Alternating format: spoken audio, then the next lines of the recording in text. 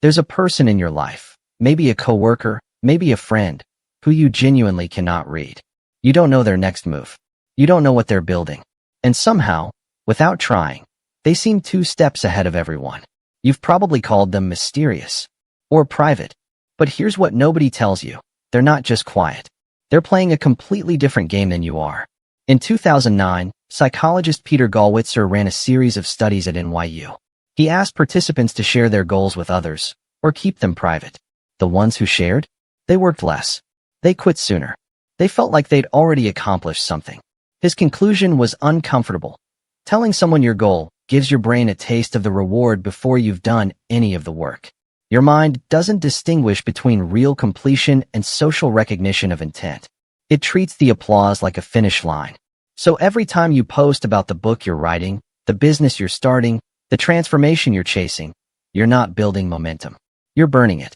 But that's only half the problem. The other half is far more dangerous, and most people never even see it coming. When you announce your plans to people who care about you, even people who love you, something interesting happens inside them. Not jealousy, not malice, just friction. The human brain is wired to maintain equilibrium. When someone close to you suddenly announces a big leap, a new career, a move across the country, a company they're starting, it destabilizes the social order. And destabilization feels like threat, even to people who genuinely want good things for you. So they say things like, "Are you sure?" And that's a big risk. And have you really thought this through? And they believe every word. They think they're helping. But what they're doing, unconsciously, is pulling the parachute before you've even left the plane. The people who protect their plans aren't paranoid. They're protecting the only version of themselves that hasn't been talked out of their dreams yet. Now here's where it gets really interesting. Because this isn't just about other people. Think about every person who's made a dramatic comeback, in business, in health, in life. Michael Jordan, cut from his high school team, disappears into obsessive work. Oprah, fired from her first TV job, goes quiet and builds something no one expected. Elon Musk, days from bankruptcy in 2008, tells almost no one how bad it really is. He just keeps working. There's a pattern there, and it isn't about secrecy as a personality trait. It's about protecting the work from the noise. Stark cut. Silence. One sentence appears on screen. Execution is invisible. That's the point. And here's the thing. You already know this feeling. You've had an idea so good it excited you. And the second you told someone and got a lukewarm reaction, something in you deflated. That wasn't weakness. That was completely human. But it was also completely avoidable. This isn't about becoming cold or secretive. It's about understanding where your energy goes and protecting it. Rule 1. Let your results be the announcement. Don't post the plan.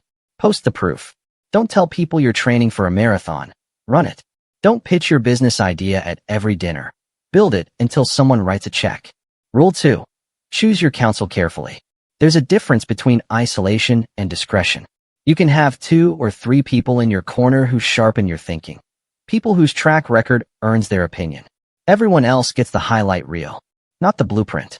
Rule 3. Learn to tolerate the gap. The space between where you are and where you're going is uncomfortable. Sharing fills that discomfort temporarily. But that discomfort? That's the fuel. The people who sit with that tension longest, without leaking it everywhere, are the ones who actually finish what they start. There's a phrase in card games, never show your full hand. It doesn't mean you're hiding. It means you understand that timing controls outcomes. A card played too early isn't just wasted. It changes the entire game.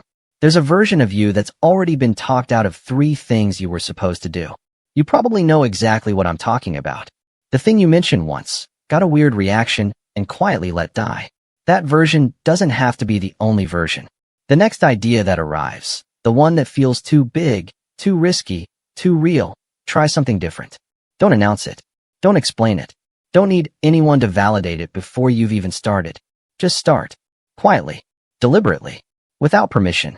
Because the world doesn't reward people who talk about what they're going to do. It rewards the ones who show up. Do it. And then let the work speak for itself. Long beat. Silence. A hand places a card face up. Play your hand when it's time. Not before.